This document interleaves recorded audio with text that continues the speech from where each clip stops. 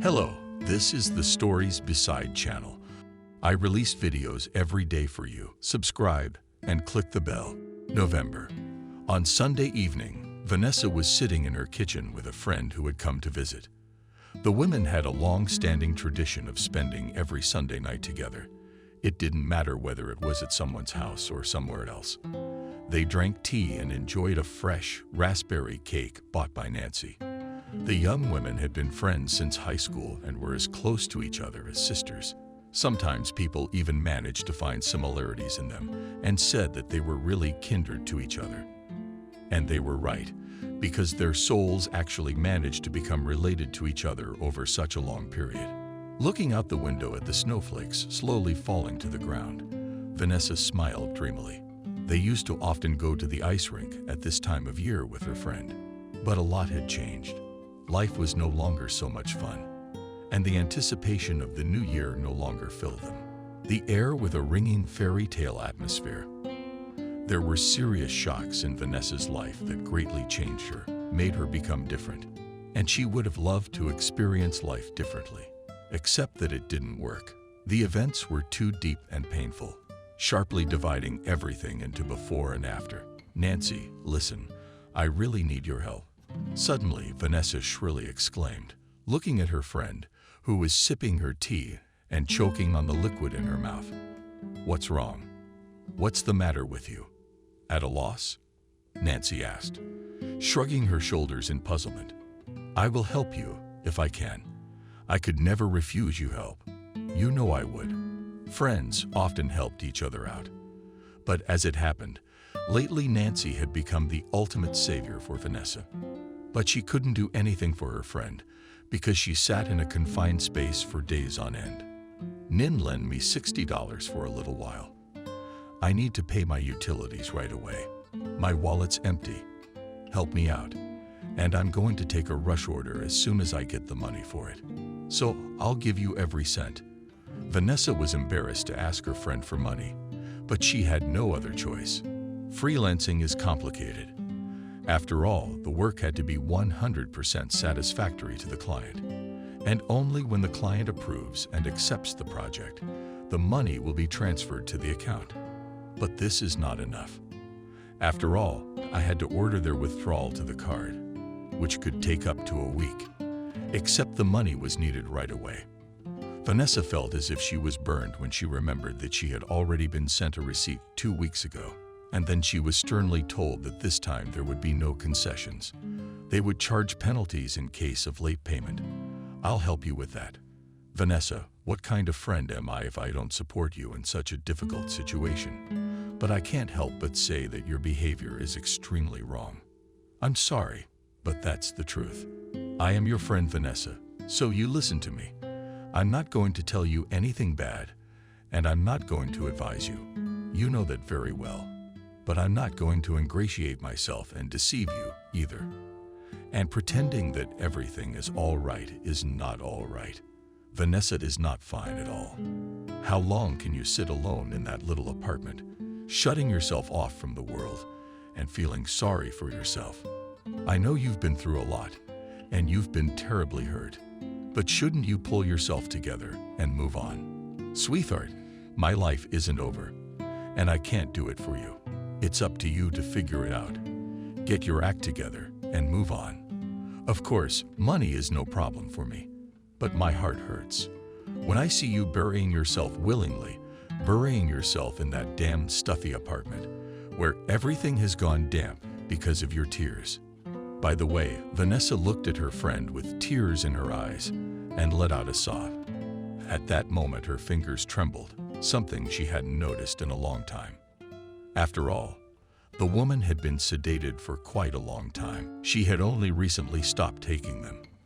Vanessa knew perfectly well that her friend was not saying those words out of spite, that there was truth in them, which made it stop hurting even more. Nancy only wanted to help Vanessa get her to leave her cramped little world, where the woman had voluntarily confined herself, shutting herself off from the world. Vanessa shook her head sadly, realizing that she was completely powerless. She had neither the desire nor the strength to fight and move on. She had lost everything she held dear. So why continue a useless existence? The woman longed to close her eyes and not wake up again. But why was she still needed in this world? After all, death was in no hurry to take her to himself. Watching the beautiful, slow dance of snowflakes outside the window, some of which stuck to the glass and instantly melted, Vanessa thought about how everything could end in an instant, just like those snowflakes melted from a touch of warmth. In the same way her happy, carefree life ended. The woman immersed herself in memories of her past, where it was warm and cozy, and she wanted to go back there. A few years ago, Vanessa had lived a completely different life. She had a loving, caring mother. She had a prestigious job and a husband whom she loved unconditionally, and with whom she had tied her biggest dreams and hopes. The married couple was delighted one day. The long-awaited news of the imminent addition to the family, Vanessa was waiting for a child. For the whole 9 months, she carelessly fluttered like a butterfly, rejoicing in the pleasant worries. Vanessa bought baby clothes, a crib, a stroller, and chose a name for her daughter to be. She was 9 months pregnant when she suddenly felt sick. Vanessa's blood pressure spiked. Stephen's husband called an ambulance, which took the pregnant woman to the hospital, where she was monitored throughout her pregnancy. Vanessa had to undergo emergency surgery. After she regained consciousness, the doctors told her the terrible news. The baby died in the womb. It suffocated. What was the reason for this? The doctors didn't explain. And Vanessa did not ask. What difference did it make if nothing could be reversed for Vanessa? The loss of the daughter she had so much dreamed of was a real tragedy, an intolerable blow of fate. It seemed to her that she would not be able to cope with it, that she would not be able to survive the heavy grief that killed from within. Vanessa fell into a deep depression from which she never recovered. After the death of her daughter, Vanessa began to have problems in her relationship with her husband. Stephen withdrew from his wife and began to live his own life, where there was no place for her.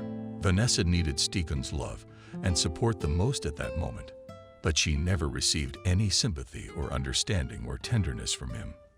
There was a terrible estrangement between husband and wife, which soon led to a divorce. One day, Vanessa caught her husband with another woman in his own apartment, after which she was determined that it was time to separate. The broken marriage and thoughts of betrayal Stephen only aggravated the state of the woman. And her husband's words that it was all her fault, that it was because of her that the baby was stillborn, finally tore her heart and destroyed what little remained of good inside. Wendy supported her daughter in every possible way as she watched her fall into the bottomless abyss of despair. Vanessa did not help, not sincere motherly prayers. Neither the woman's many attempts to bring her only daughter back to life, to make her smile again. A few months after Stephen left, Wendy became seriously ill. She was diagnosed with heart problems. The woman needed expensive medication, which her daughter tirelessly provided her with. Her mother's illness forced Vanessa to pull herself together for a time and fight desperately. Vanessa worked tirelessly to ensure that Wendy received her expensive medications on time. Except she could not save the woman from death. Vanessa's mother died 6 months after she was diagnosed. The woman understood that her mother's death was the last straw and another blow of fate. She just couldn't stand it. Why had fate laughed so cruelly at her, and why had she taken away everything she held dear? A woman? Clearly not. Vanessa had never done anything wrong to anyone. On the contrary, she always tried to help those in need. But perhaps someone up there in heaven forgot to put that as a plus in her karma. Her karma. Vanessa was lost in her grief. She lost all interest in life and forgot that she had a job. As a result of her careless attitude toward her job duties, Vanessa also lost her only source of income. In a short time, she lost everything she had lived for: her husband's mother, her child, and her job. Since then, the woman lived in automatic mode, taking no pleasure in life. In the morning, she would wake up, open her eyes, and start dreaming about the evening so that she could fall into a restless sleep, which helped her temporarily forget everything that drove the young woman crazy and caused her unbearable pain. Vanessa's days were dark, empty, and dull. She struggled to make ends meet, settling for the occasional part-time job and continuing to live only because she was still breathing. Every night, the woman wondered what her life would have been like if her daughter had been born alive and well. She imagined the child she would never have been able to hold to her breast after delivery.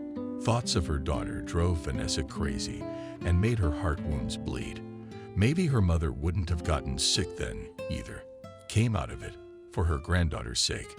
And in those moments, Stephen's words about how it was all Vanessa's own fault were insistent in her mind.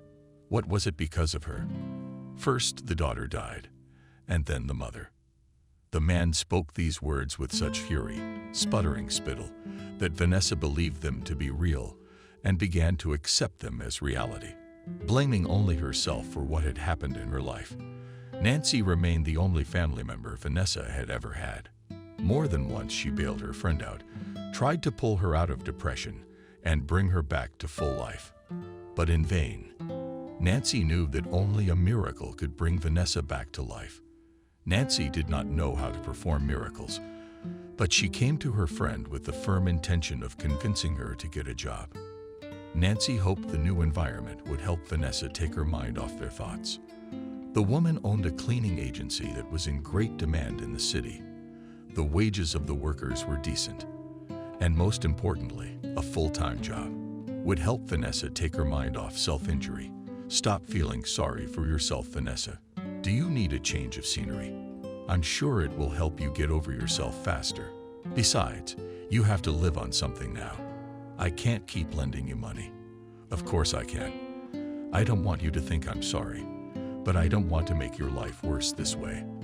Listen, a regular of mine has an opening for a maid. He's a very decent and wealthy man. I've sent my girls to him more than once. Now he needs a full-time maid. I think it's just perfect for you. Think about it. I will. Vanessa sighed heavily and thought about it.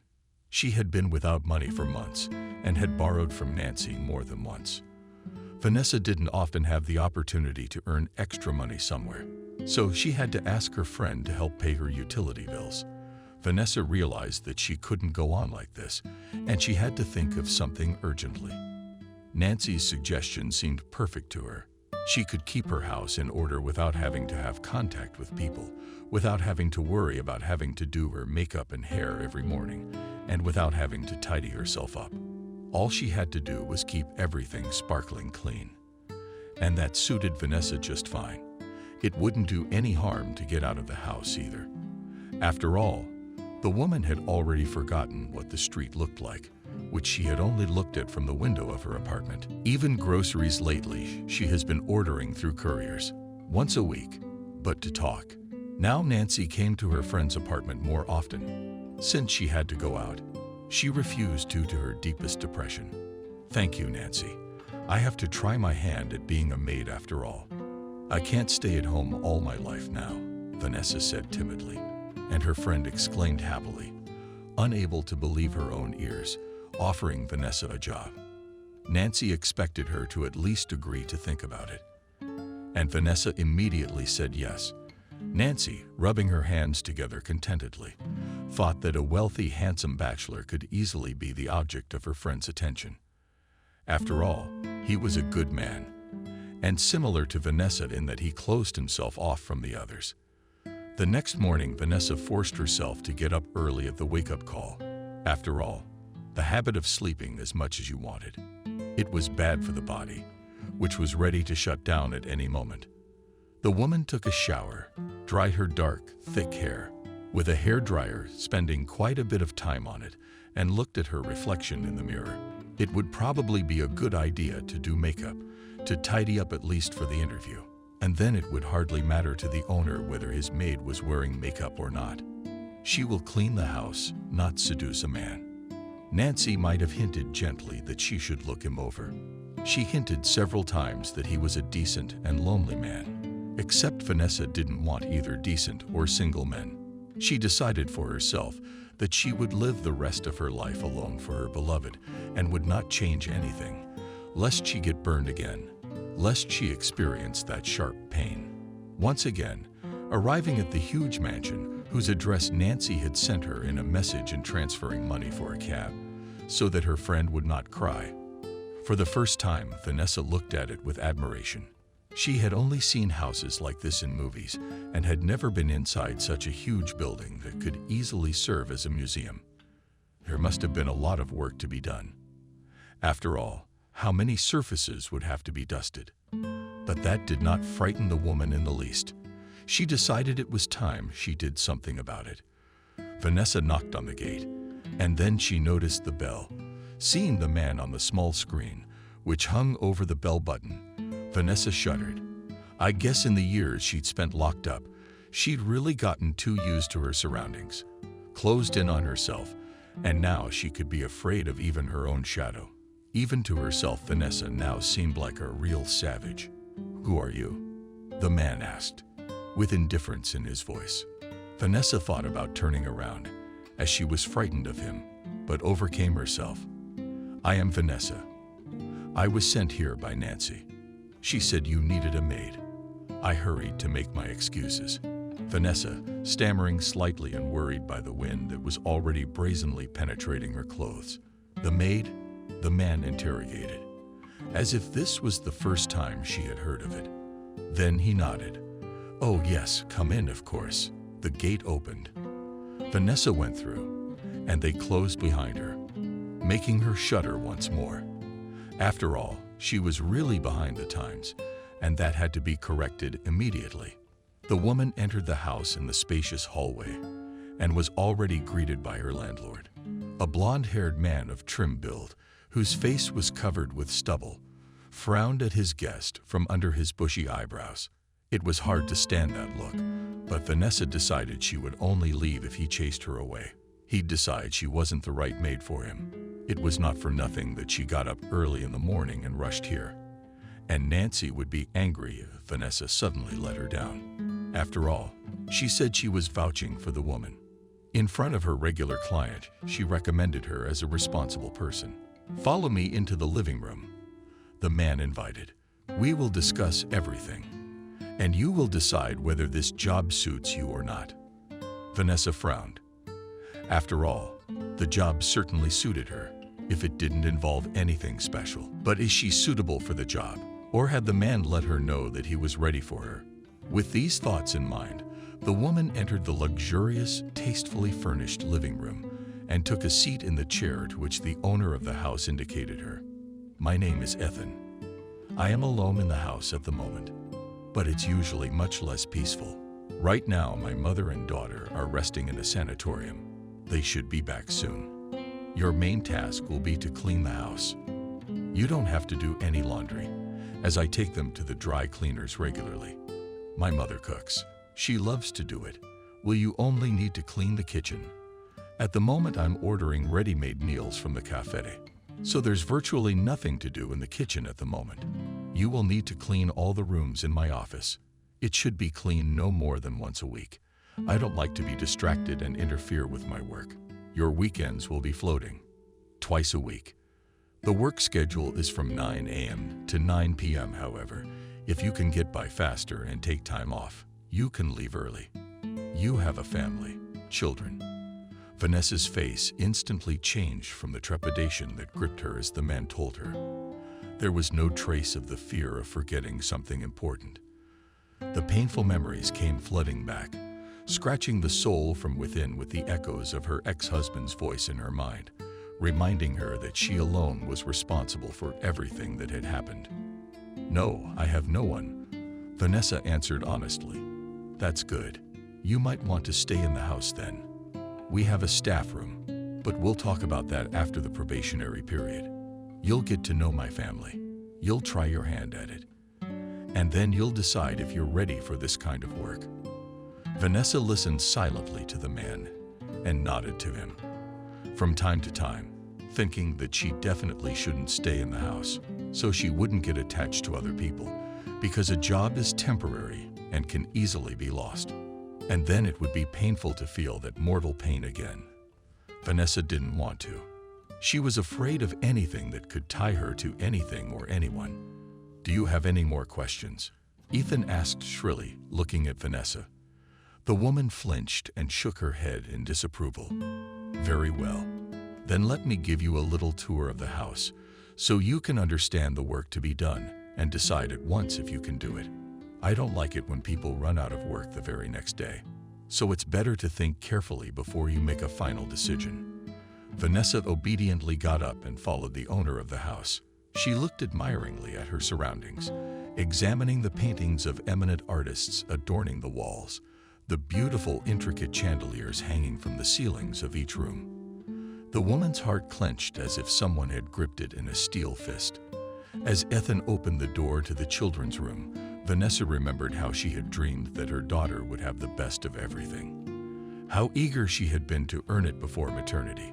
She and her husband had planned what kind of renovations they would make to their daughter's room, and even jokingly argued, pink or neutral colors, choose wallpaper. However, all the dreams shattered in an instant when the doctor announced the terrible news that killed all the good inside, and her husband instantly became a stranger, abruptly separating and forgetting that he had promised to always be there for her.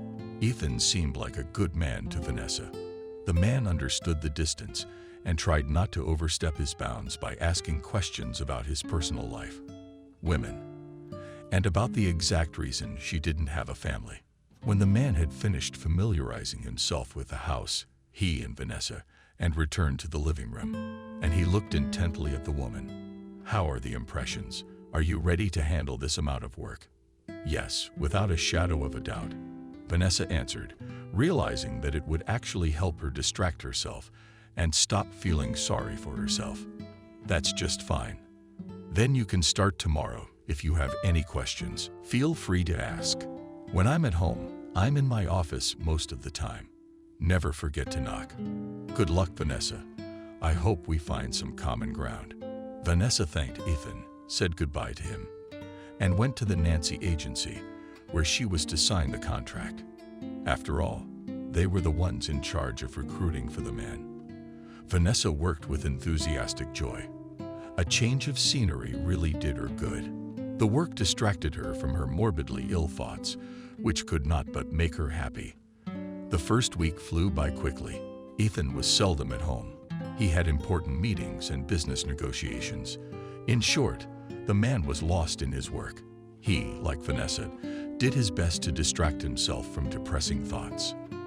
Everyone had their own pain, while Ethan was in no hurry to reveal his soul. And Vanessa couldn't help but be happy about it. It's easier this way. You don't have to get through to the person and get used to them after a week. Ethan returned home with his mother and daughter, who had had a great rest at the sanitarium. The girl was tired on the trip, so Vanessa did not see her, as the man carried the girl to her room. But Vanessa had the opportunity to meet the man's mother. Jenna turned out to be a friendly, outgoing person. She did not try to put herself above and poke fun at the fact that Vanessa was just a servant in the house. As she got to know the woman, she complimented her on her hard work and told her that the house hadn't been shined like this in a long time because she couldn't do the cleaning herself. After all, it's such a huge area, and the age is not so young anymore. And the maids mostly do superficial work to avert their eyes. Jenna drank the tea Vanessa had brewed and went to her room to rest a little, to come to her senses. After all, they had flown in from another country, and the change in time zone was taking its toll on her body. Ethan himself closed himself in his office and worked on another work project again. Vanessa was cleaning up, thinking that she should finish her work early and asked to go home. They should have given the family time alone. After all, they all must have missed each other. Vanessa was dusting the living room when the girl walked in and was surprised to see a stranger. Vanessa flinched in surprise and turned around abruptly. Standing in front of her was a skinny, blonde-haired girl with huge blue eyes. She was fluttering her long eyelashes in confusion and smiling embarrassedly. Vanessa's heart sank. At that moment, she felt an inexplicable pang of excitement. Vanessa smiled fondly at the girl and greeted her fondly in her heart. A pleasant, reverent warmth appeared. Her head went round and tears manifested themselves in her soul in a strong stream at that moment. Vanessa realized why she had been avoiding people. All this time she had been afraid to face children and to imagine what her daughter might have been like. "My name is Vanessa. You can just say Vanessa." The woman introduced herself. "And what is your name?" she asked with interest as she looked at the little girl in the white dress. "I am Camille," she answered, taking a teddy bear close to her chest. "My daddy calls me." "I am little." "That's all right. Are you going to live with us now?" "No, I will come to you early in the morning and leave late at night." Embarrassed, Vanessa answered, remembering the landlord's words that she could stay in the staff room. "Will you play dolls with me? I have so many toys, and there is no one to play with," said Camille with an offended pout. "In a disappointed voice, my grandmother cooks and plays with me, but she is not very interesting to play with dolls. After all, she's old now. If that's what you want, I'd be happy to play dolls with you. I had a lot of toys when I was a kid too, but I was an only child, so I often got bored on my own." Vanessa quickly found common ground with the owner's daughter. The girl turned out to be extraordinarily intelligent, smart, affectionate, and good-natured. Despite the fact that Camille lived in a luxurious house where she had everything that children her age could dream of, she was often sad and in a bad mood. Her father spent most of his time in the office and came home late at night.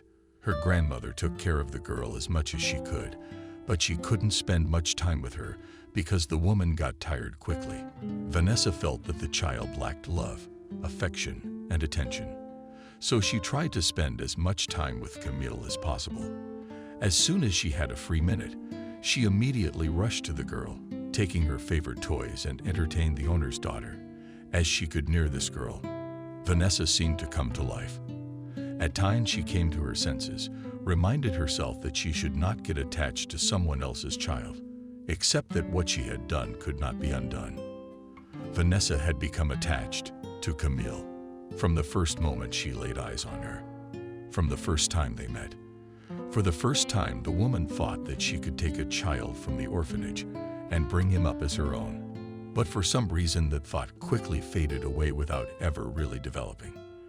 When the driver took Camille to all sorts of courses and activities that took place in private developmental centers, the luxury home immediately became soulless, dull, and empty. Vanessa immediately lost the desire to do anything. At times she noticed how the girl watched her closely, studying her curiously. Vanessa constantly wondered where the girl's mother was. Why was Camille not living with her? She guessed that Camille's parents were divorced. She couldn't understand the reason why the girl stayed with her father.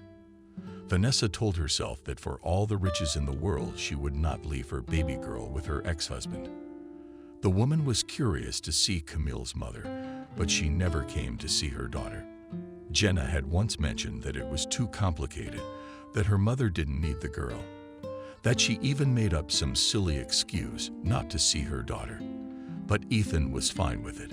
Better to live without a mother than with such a horrible woman. One day, while cleaning the house, Camille came into the living room with a rag in her hand and began silently wiping the dust off the table. Vanessa looked at her puzzled and surprised. Then she asked, "Honey, what are you doing? I thought you were painting in your room."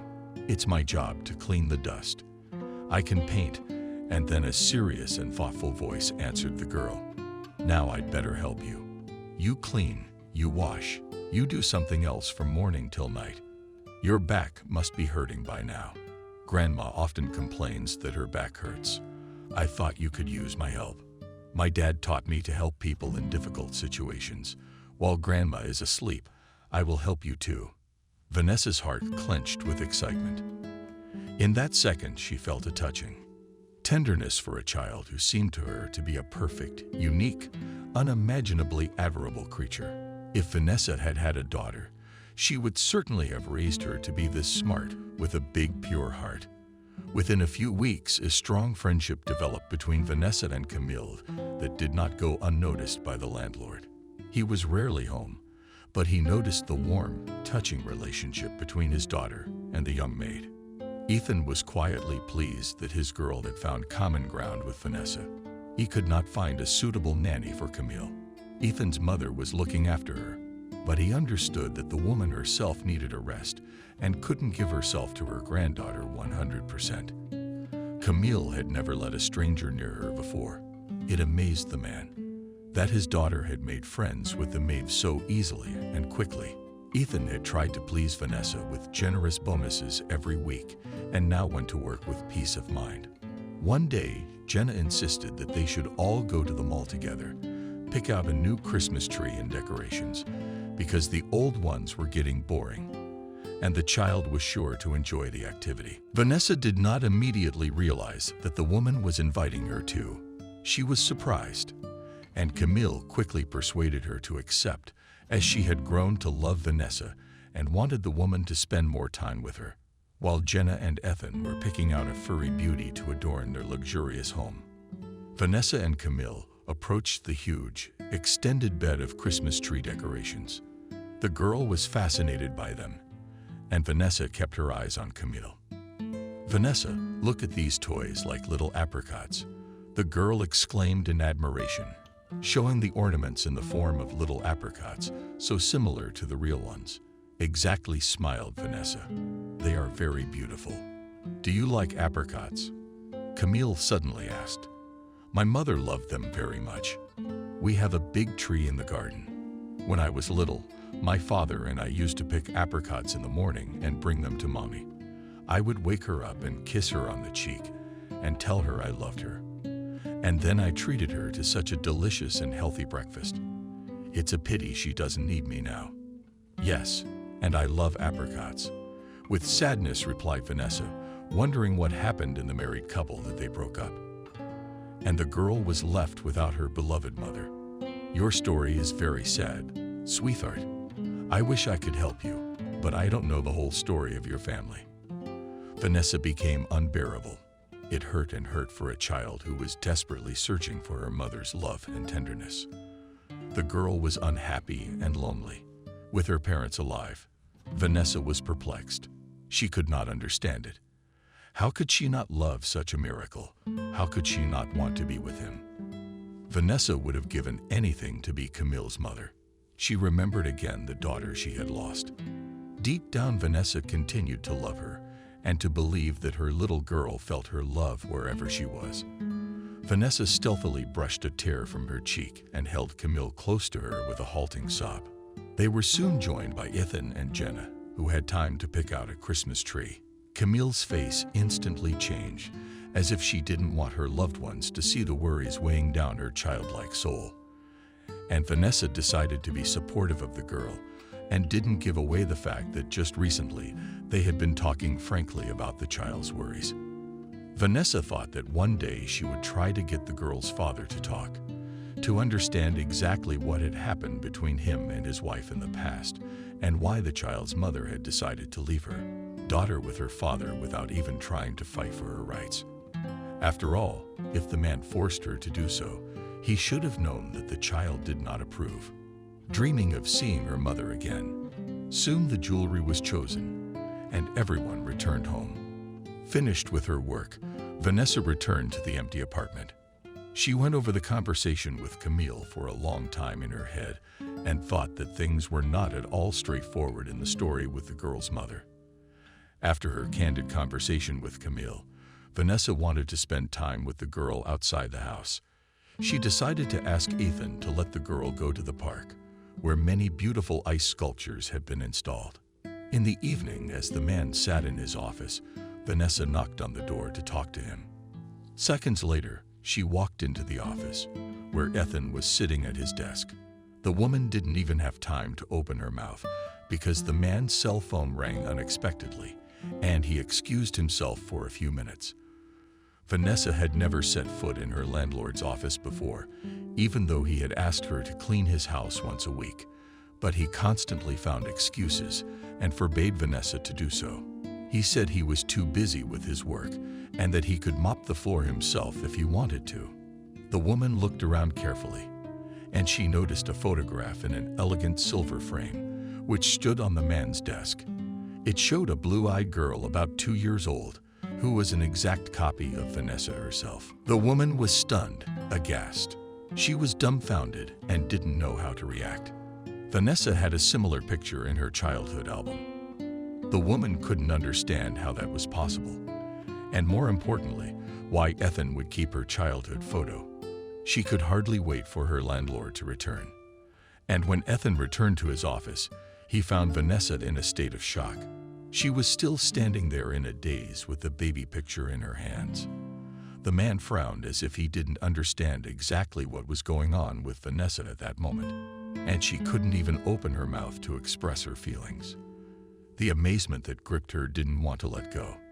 Had she and Ethan really known each other before? The woman tried to search her memory, but she remembered nothing. After all, apparently she had been very young then. Vanessa did not know her father, and she thought that perhaps she and Ethan were related. Maybe he was her older brother. It was just that she was so different now, and he might not recognize her. "Ethan, could you please tell me where you got this picture? You see, it's a picture of me. What's going on? Can you tell me?" Vanessa begged, knowing that not knowing could make her lose her mind. "That is impossible," the man answered. He fixed his puzzled gaze on the girl smiling from the photo. "Are you confused? Vanessa is my daughter, Camille. I photographed her myself at the time. She was exactly 2 years old in that picture. I remember that day like I do now, before she was 3 years old. Camille was just like that picture. My wife and I were still joking that the stork had the wrong address. Then my daughter drastically changed and became a carbon copy of me. You know, this happens with children. At first they look like one parent, and then they change and become a copy of the other. And I even laughed at the time and told my wife that maybe we have a child switched. After all, at first Camille didn't look like either of us. But time will put everything in its place." The conversation with Ethan threw Vanessa off balance. She couldn't get her mind off of thinking about Camille. Everything that was going on seemed very strange. Vanessa returned home and took out her baby album and began to look through it. She was once again convinced that Camille had been extraordinarily like her in her early childhood. All night Vanessa did not sleep a wink. As soon as it dawned, she quickly cleaned up, grabbed her album, and left the house. Vanessa decided to share her worries with Ethan, so that the man would not think her words were empty nonsense. The woman hoped that she would make it to Ethan's house before he left. After making sure his car was still in the garage, she dropped into the dining room where the man was eating breakfast and handed him her scrapbook with an excited look. Ethan turned the pages in amazement for a long time, scrutinizing each photograph. There was a look of bewilderment on his face. It was as if he was looking at his daughter and did not understand how this was possible. Could his daughter look so much like the young woman standing before him? Of course, he had heard of the doppelganger theory, but he didn't think that people who were complete strangers to each other could actually turn out to be so alike. Ethan asked Vanessa to go upstairs with him to his office. The man closed the door from the inside and looked at the bewildered woman point blank and asked Vanessa in a trembling voice, "Answer me one question, please. Just don't think I'm trying to get into your soul or anything. It's really important. It's important to me, and it's important to you. You had children. I'm sorry if that question seemed out of line, but it's important for me to know the truth. Yes, it is." The woman mumbled with a sigh. "I could have had a daughter, but she died at the time of her birth. My husband had serious health problems. Because of that, we had to resort to artificial insemination. Our baby girl was stillborn. After that, my husband left me and went to another woman. It's a hard story that hurts me every time I think back. Don't think that's why I look for similarities with other children. No, you have seen it with your own eyes. Camille in that picture looks so much like me." Ethan was taken aback. He was speechless. He stood silently for a while, making sense of what he had heard.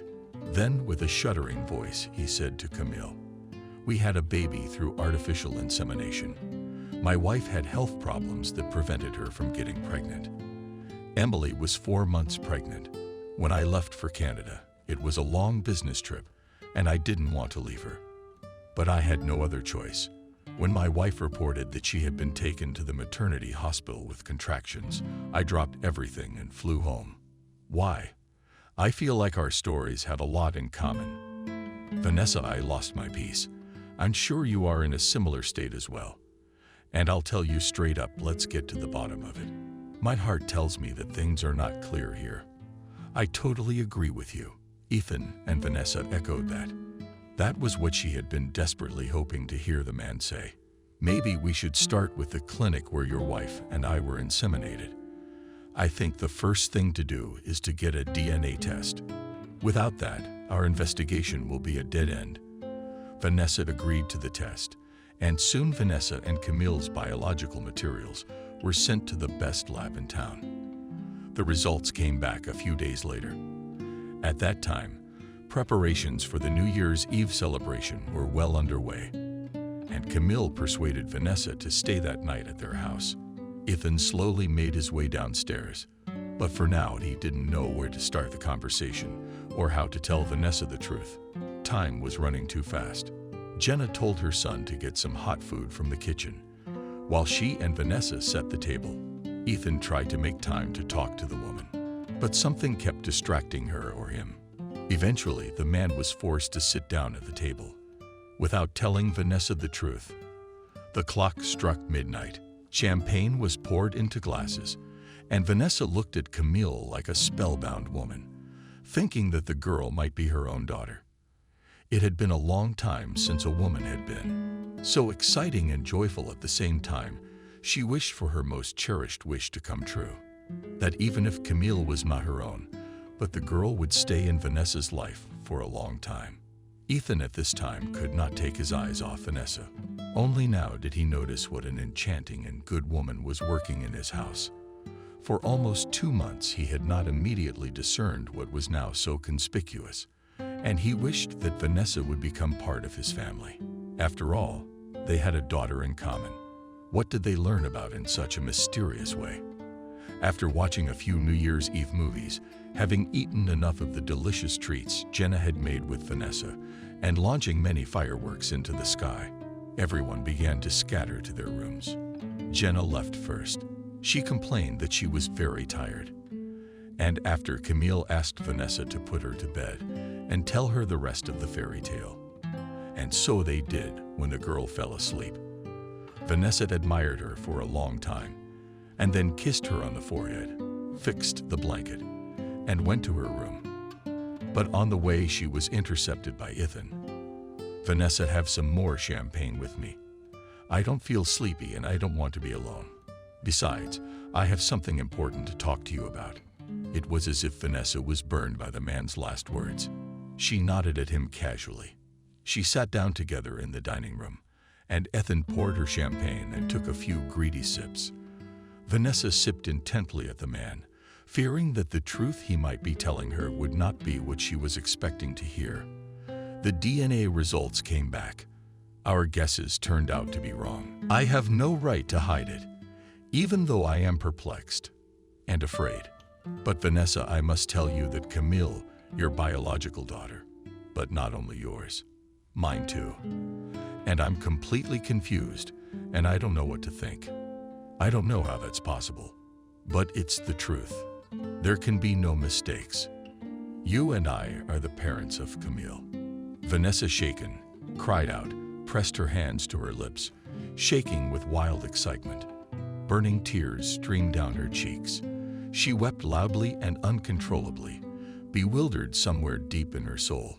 She felt that the tight, unbreakable bond between her and the girl had been formed for a reason. Vanessa, in tears, was incredibly happy, though she couldn't understand why it had happened and how to explain it. Nothing else mattered much. Vanessa was sure now that her daughter was alive, and nothing more important. There was none of that in the world.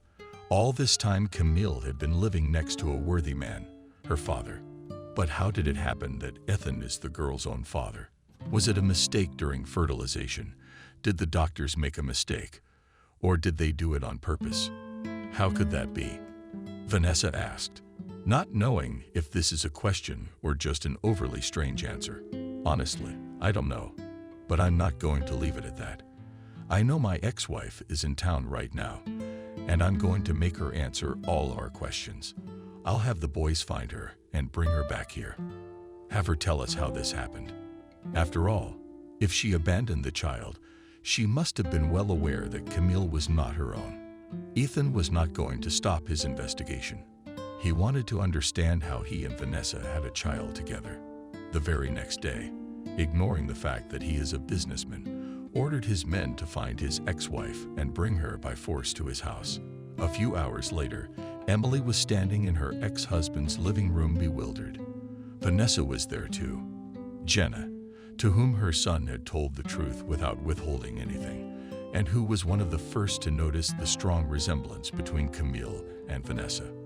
But she kept silent because she was not sure of anything. She took the girl with her to visit an old friend. She promised that afterwards they would go to the mall and ride the rides there. The girl was unusually happy about this, although she was sad that Vanessa could not go with them. It was important to keep the girl from seeing her mother, who wasn't even her mother. "Why the hell did you have me brought here?" Ethan.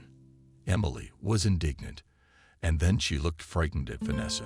She must have figured it out, which is why she just pressed her lips together and looked away. "Explain now. What did you do behind my back 6 years ago?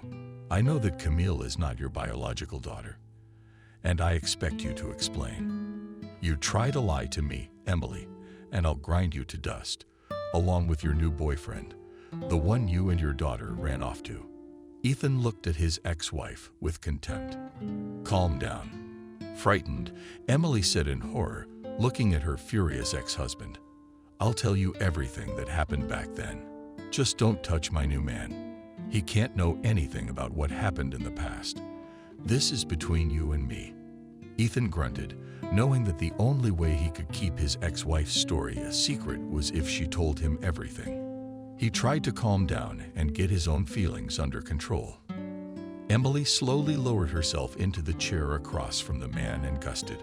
Sighing, she said, "I don't know how you managed to get to the truth, but you're right.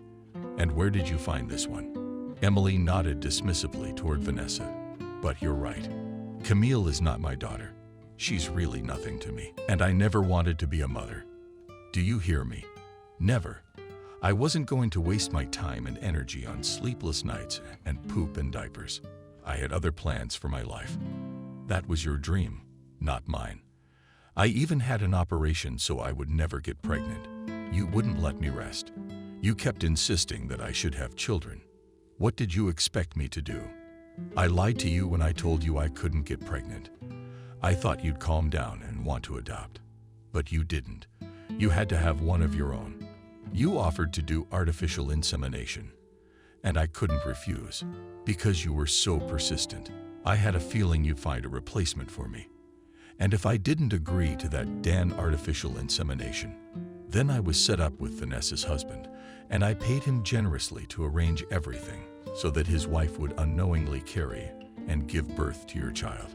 And I found reliable people who arranged everything intelligently. As soon as Vanessa gave birth, they took the girl away from her and handed her over to me. And she was told that the baby was stillborn, and I didn't have to play the role of the pregnant woman. You went away on a business trip, and everything went like clockwork. I had to try hard, of course, to get you know who contracted you and sent you to Canada. But everything worked out just fine. Perfect, you must agree. Vanessa sobbed silently, hearing these creepy, inhuman confessions of Emily. It turns out that her husband knew from the beginning that their child would be taken away. He acted like a happy father. He was preparing for the baby's birth, taking care of Vanessa, but he was only doing it to convince his wife to believe that he was waiting for this child just as much as she was. In reality, he only cared about getting the money, so he blew the dust off his pregnant wife when she gave birth and the baby was taken from her. My husband has gone on a rampage and has probably started draining his finances on his mistress. It's so disgusting. Vanessa had been gone a long time, but at the same time, she was comforted. The fact that her daughter was alive, Camille, her own daughter. Let the girl not yet know the whole truth, not even suspect that her mother is near, that she loves her girl very much. I wish I could tell her everything. But Vanessa knew that she could traumatize the child's psyche. It should be a long time or a short time. It was not yet clear. But it had to wait a little longer for Camille to become more attached to Vanessa and accept her as her own. Ethan could barely contain himself from nailing his ex-wife on the spot. He was seized by a furious rage. The man was stunned by what he heard. Ethan felt nothing but hatred and contempt for Emily. He couldn't comprehend how she could do such a cruel thing to another woman. How dare Emily take a child from a mother who had just given birth? Ethan thanked God for sparing him from a spouse who had never loved him. Emily appreciated, and she only recognized money. For their sake, she was willing to do anything. Now the man was certain that she had not married him for love, but out of cold calculation. Ethan also understood why his ex-wife had been so distant with Camille. He could see how the girl was suffering without her mother's affection and love.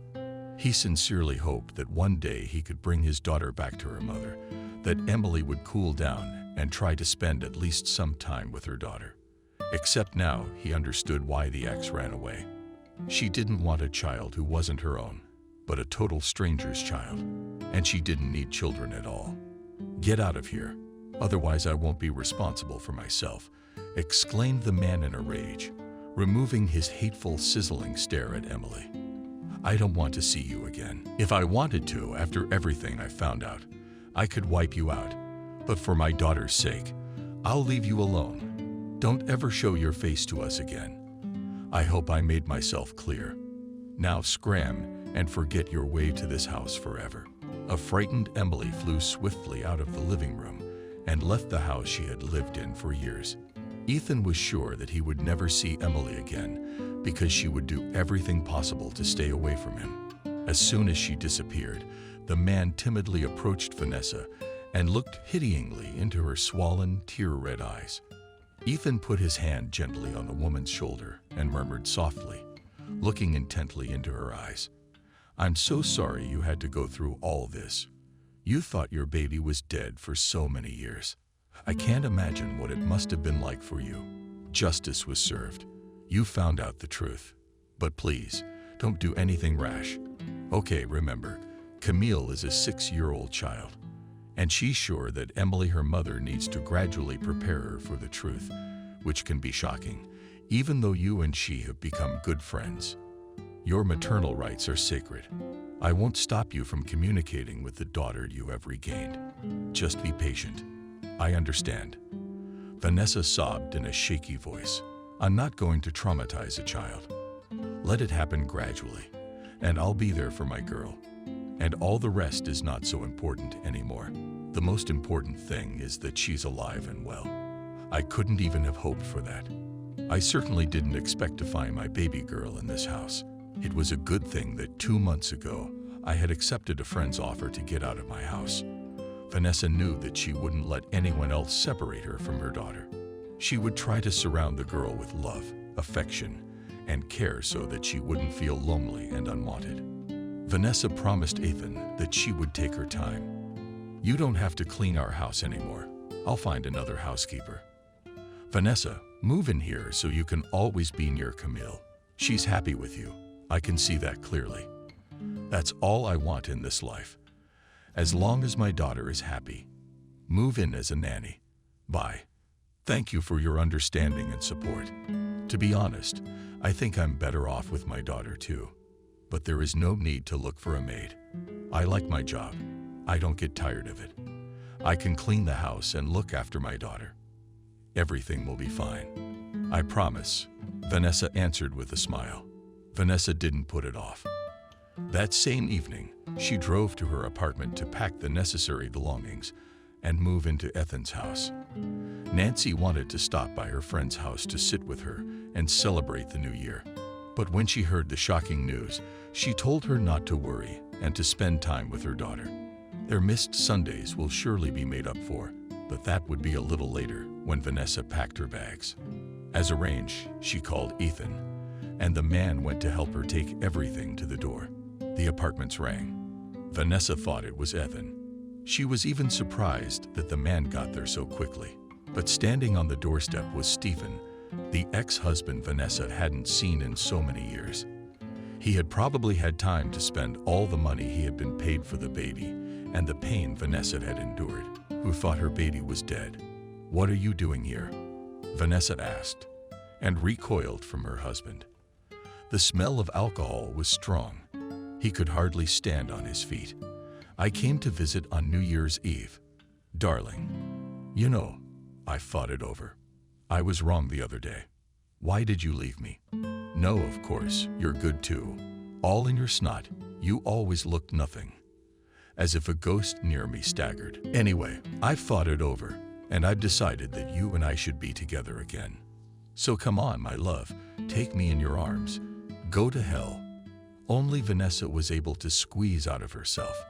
Her contempt for her ex-husband was strong, but Vanessa had let him go long ago, and she knew that he would pay for what he had done to her and Camille. Once, by all appearances, he had already paid. Stephen tried to enter the house, but saw the suitcases and frowned in surprise. "Are you moving out? Or did you find yourself a man or something?" "I found my daughter," Vanessa blurted out, and Stephen turned pale. At that moment, Ethan came up to the floor. The man immediately rushed to relieve Vanessa of the unwanted attention of her ex-husband, telling him to get out on his own if he didn't want to be thrown down the stairs. And he himself took Vanessa's suitcases and, smiling warmly at the woman, moved with her into her new life. Ethan knew it wouldn't be easy, but he believed they could get through anything. And now Camille would have a loving, caring mother. Vanessa spent all of her free time with her daughter. She blossomed after learning the truth about her daughter. She was even more beautiful than before, depressing, and unspeakable. The sadness in her eyes was gone, and instead there was a quivering, gentle joy. All that had happened was a lesson to Ethan, who had previously given little time to his daughter. He began regularly taking days off from himself to spend with Camille and Vanessa. The three of them often took trips to the countryside, relaxed in the park, visited entertainment venues, and cooked delicious breakfasts together. This is how Vanessa and Ethan quietly became close and attached to each other. A year after they met, they got married, and Camille found the real, strong, loving family she had dreamed of. The girl never remembered Emily. She began to think of Vanessa as her real mother because she felt the love and care from the woman, and she herself was able to love her deeply. One day, Camille called Vanessa Mom, and from that moment, everything around her changed. The world shone with bright colors. A happy, blissful smile appeared on the children's lips. Camille realized that now she and those she loved the most, everything was going to be okay. Camille felt loved, needed, and protected. After all, no rain or harsh cold can frighten a child when mommy and daddy are there.